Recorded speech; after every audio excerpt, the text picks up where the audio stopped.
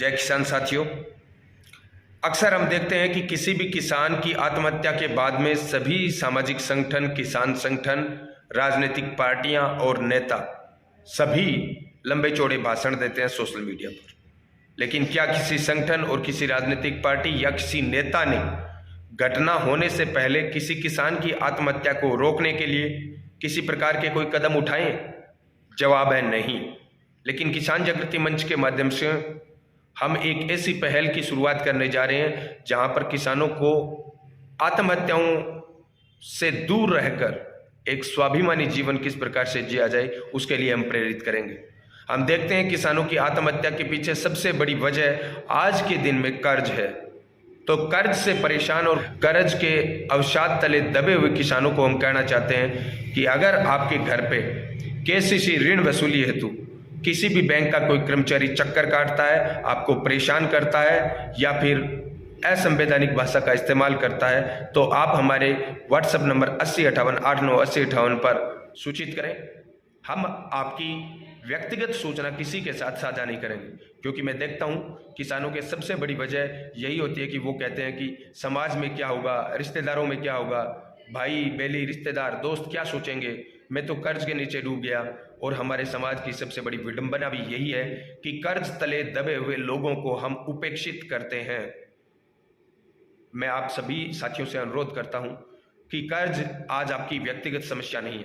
किसी किसान ने केसीसी उठा ली और वह भर नहीं पा रहा है तो वह उसकी व्यक्तिगत समस्या नहीं है, वह सरकारों की नीतियों के कारण नहीं भर पा रहा है, वह सरकारों की गलत और संवेदनहीन निर्णयों के कारण नहीं भर पा रहा है।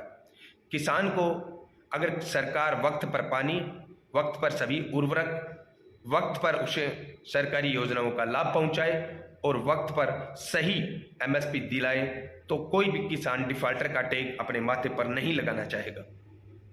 मैं ये कहता हूं इस देश के अंदर सबसे स्वाभिमानी कौम अगर कोई है तो वो किसान है, और सबसे दुर्भाग्यशाली कोई कौम है तो वो भी किसान है। क्योंकि कर्ज तले दबे हुए किसानों को सबसे ज्यादा अगर कोई परेशान कर रहे हैं तो वो किसानों के ही बेटे हैं। जब हमने सभी बैंकों के खिलाफ किसान स्वाभिमान आंदोलन की अब घोषणा की है तो मैं देखता हूं हमारे किसानों के बेटे कमेंट करते हैं कि भाई साहब लोन लिया है तो भरना पड़ेगा, इसमें बैंक की क्या गलती है। तो आप सबसे कहना चाहता हूं कि आप एक भोले भाले और मजबूर किसान के खिलाफ तो इस प्रकार का कमेंट कर सकते हैं, आप तब नहीं बोल सकते जब बड़े बड़े उद्योगपति लाखों करोड़ रुपए लेकर यहां से फरार हो जाते हैं। किसान अगर आज कर्ज नहीं भर पा रहा है तो उसकी सबसे बड़ी वजह सरकार अपने वादों में डिफाल्टर हुई है, तब जाकर किसान आज डिफाल्टर हुआ है। तो सभी बैंक जितने भी सार्वजनिक और निजी क्षेत्र के बैंक है, सब बैंकों को किसान जागृति मंच की चेतावनी है कि आप किसानों के घर पर जाकर चक्कर काटना बंद कीजिए। आप आपकी कानूनी कार्रवाई, कागजी कार्रवाई जो करनी है वो कीजिए, लेकिन किसानों को घर पर जाकर परेशान करना बंद कर दीजिए। क्योंकि साथियों मैं देखता हूं कर्ज में डूबे हुए किसान को आपके 2 शब्द उसे तनाव से बाहर निकाल सकते हैं, वहीं आपका 2 शब्दों के अंदर एक छोटा सा ताना उसे जिंदगी से हरा सकता है। तो आप किसानों को जिंदगी से हराने की बजाय जिंदगी जीने के लिए प्रेरित करने वाले शब्द कहें। और जो भी कर्ज और अवसाद तले डूबे हुए किसान है उन सबसे मैं कहना चाहता हूं आपका ये व्यक्तिगत मामला नहीं है, शर्माने की कोई जरूरत नहीं है, टेंशन और तनाव लेने की कोई जरूरत नहीं है। ये सरकारें फेल हुई है तब जाकर आप कर्ज में डूबे हो। हम किसानों की संवेदनाएं समझते हैं, आप मुझे अपना बेटा समझे या भाई समझे, आप 8058898058 पर आपकी पीड़ा बताएं। अगर बैंक वाले आपके घर पे आते हैं तो आप वीडियो बनाएं। मैं सारे किसानों के बेटों से कहना चाहता हूं, क्योंकि किसान भोले भाले होते हैं, जब भी बैंक वाले उसके घर पे आते हैं तो वो कांपने लगते हैं। आस पड़ोस के सारे भाइयों से कहना चाहता हूं, आपके आस पड़ोस में जब भी कोई बैंक वाला किसी किसान के घर पर जाकर कुछ भी कहे, सभ्य बोले असभ्य बोले, लेकिन आप वीडियो रिकॉर्डिंग करके 8058898058 पर भेजिए। क्योंकि हमारी देश की सर्वोच्च पंचायत संसद और सर्वोच्च न्यायालय ने भी अपने निर्देशों में कहा हुआ है कि कर्ज वसूली के एजेंट बनकर कोई भी बैंक किसी किसान के घर पर चक्कर ना लगाए। किसी सरकारी योजना का लाभ दिलाने के लिए अगर कोई बैंक कर्मचारी जाता है तो कोई दिक्कत नहीं है, लेकिन कर्ज वसूली के लिए कोई बैंक कर्मचारी किसी किसान के घर पर वसूली एजेंट बनकर ना जाए। ये हमारे देश की सर्वोच्च पंचायत के अंदर गृह राज्य मंत्री तक ने कहा था। लेकिन धरातल पर क्या हो रहा है? कोई सरकार तब तक कामयाब नहीं हो सकती, कोई नेता, कोई राजनीतिक पार्टी, संसद और सर्वोच्च न्यायालय वो तब तक कामयाब नहीं हो सकते जब देश की आत्मा, हम सब किसान जवान उन निर्णयों पर एक्शन नहीं लेंगे। आप सबसे मैं कहना चाहता हूं, आपके मोबाइल का सदुपयोग कीजिए। आपके आसपास कहीं पर भी कोई बैंक वाला किसी किसान को प्रताड़ित करता है तो उसका वीडियो बनाइए। मैं इन बैंक वालों को देखता हूं, बैंक में जाते हैं, किसान चक्कर काटते हैं, तब ये तवज्जो नहीं देते, और जब कोई किसान कर्ज नहीं भर पाता है तो उसके घर तक आ जाते हैं, क्योंकि इनकी तो कलम चलती है ना। चक्कर कटता है 100 किसानों के, और 100 के 100 किसानों के 5-5 हजार रुपए ये अकाउंट में जोड़ देते हैं, बैंक आ जाता है प्रॉफिट के अंदर। ये सारे बैंक वाले इसलिए चक्कर काटते हैं कि वो बैंक को प्रॉफिट में लाने के लिए ये सारा काम करते हैं। मैं सारे किसान भाइयों से कहना चाहता हूं, आप एकजुट आज नहीं होंगे ना तो आज 75 साल हो गए आजादी को, ऐसे ही मरते रहोगे, पिटते रहोगे और आत्महत्या करते रहोगे। मरना किसी समस्या का समाधान नहीं है मेरे भाइयों।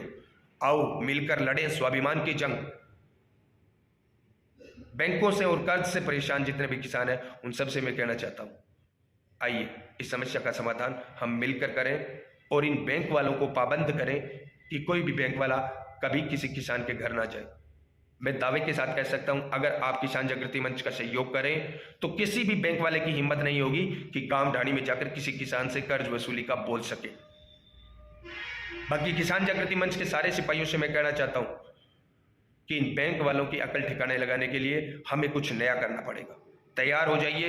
किसान जागृति मंच के सूरतगढ़ के सिपाहियों से मैं कहना चाहता हूं, शीघ्र हम एक बैठक बुलाएंगे और उस बैठक में निर्णय लेंगे कि बैंक वालों के साथ क्या किया जाए, किस प्रकार से संवैधानिक लोकतांत्रिक तरीके से इनकी इन करतूतों को रोका जाए।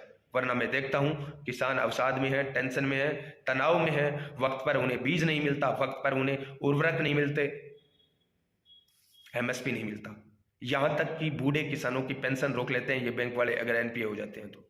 नरेगा की पेमेंट रोक लेते हैं, किसान सम्मान निधि रोक लेते हैं। अगर किसी ने 5,000 रुपए किसी इमरजेंसी से किसान के खाते में डाले हैं तो वो रोक लेते हैं। तो बताओ किसान उभरेगा कैसे? मैंने सभी बैंक वालों की लिस्ट बना रखी है, विशेषकर पीएनबी बैंक, एसबीआई बैंक, सरकारी बैंक जो है उनकी, और निजी क्षेत्र के बैंक जितने भी हैं वो निजी क्षेत्र के बैंक एक बात कान खोल कर सुन ले, सरकारी बैंकों को तो फिर भी सरकार संभाल लेगी, आपको संभालने वाला कोई नहीं मिलेगा अगर किसान जवान ने ठान लिया तो वक्त रहते चेत जाएं, किसी किसान के घर पर जाकर मानसिक प्रताड़ना देने की सोचें भी ना, क्योंकि किसान के बेटे अब जाग चुके हैं। कोई नेता या कोई अवतार आए ना आए, हम किसान के बेटे किसानों की सेवा करेंगे।